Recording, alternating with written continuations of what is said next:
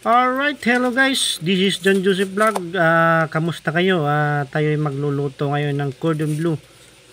Special shoutout po sa ating kaibigan na si James Carlo Caberoy. O kaibigan, ang yung request ay ito na. Papasimplihan natin yung ating pagluto at madalian lang to. Napakasimple at napakasarap. Chicken cordon bleu with white sauce. Kita nyo naman na napakasarap yan guys. Napakasimple. Pwedeng-pwede yan sa panghanda sa ating mga okasyon. Alright, yan po ang ating gamit, chicken breast. Hiniwa ko lang siya ng palapad, then i-mash natin mamaya ng hammer para lumapad siya. So dalawa po ang aking binili pero isa lang po ang aking lulutuin ngayon. At least makita nyo lang kung paano ang proseso ng aking paggawa. Ganyan lang. Gumamit tayo ng cling wrap. Tapos ilagay natin yung breast. Chicken breast. Pagkatapos yan, imamash natin yan ng ating tenderizer na hammer. Yan guys. Napakadali.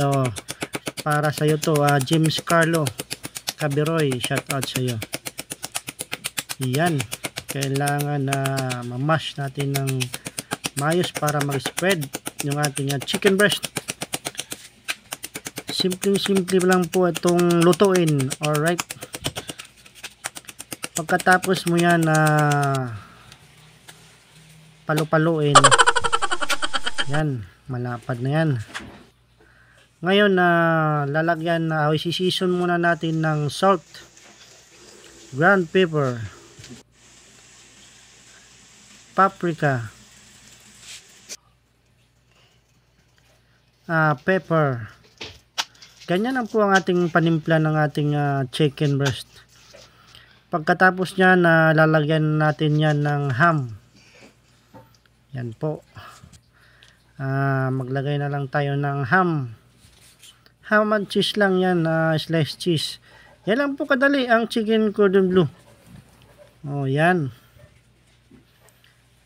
Depende na lang to sa nagagawa kung anong diskarte niya dito. Basta ito yung proseso ko, madalian lang to dahil sa aking kaibigan ay nag-request at hindi ko maaring tanggihan. Alright, pagkatapos niyan i-shield mo lang ng maayos, i-roll mo lang ng maayos. Kailangan ma-shield mo yan at saka i-freezer mo yan ng overnight. Yan, advice ko sa iyo, overnight, masarap yan.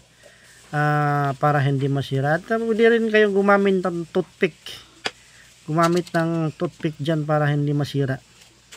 Kailangan make sure yung gilid niya, yung side niya, yung dulo niya, kailangan nakasealed ng maayos. Sa akin ipi-freeze ko lang to ng 30 minutes kasi ako'y nagugutom na. Ito na lang yung aking pang-ulam ngayon. So, ayan na guys, i-freeze mo lang yan ng 30 minutes or advisable freeze overnight. Alright. Pagkatapos nyan, after 30 minutes, prepare muna tayo ng flour, breadcrumbs, at saka 2 pirasong itlog. I-mekos mo lang yung itlog, i-season mo ng magic syrup, then bites na yan. At ayan na nga ang ating chicken. Yan.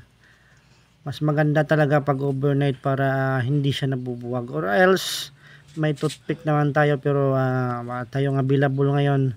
So, tiis muna tayo ngayon. Mga insan. Alright, pagkatapos ng flour, sa itlog, then breadcrumbs. Yan lang po simple ang ating pag-season ng ating cordon bleu. Opo, sa ngayon lang yan po yung ating lulutuin, cordon bleu. Gagawa na lang po tayo ng separate video sa ating paano gumawa ng white sauce. Alright. Kailangan sakto lang yung init ng mantika mo. Medium heat para hindi masunog ang ating breading. At ayan na guys, prinito ko na yan. Tapos after 10 minutes, set aside mo sa may tissue na lagayan. Pagkatapos niya thank you very much. Luto na yon. Kakain na ako. Babush.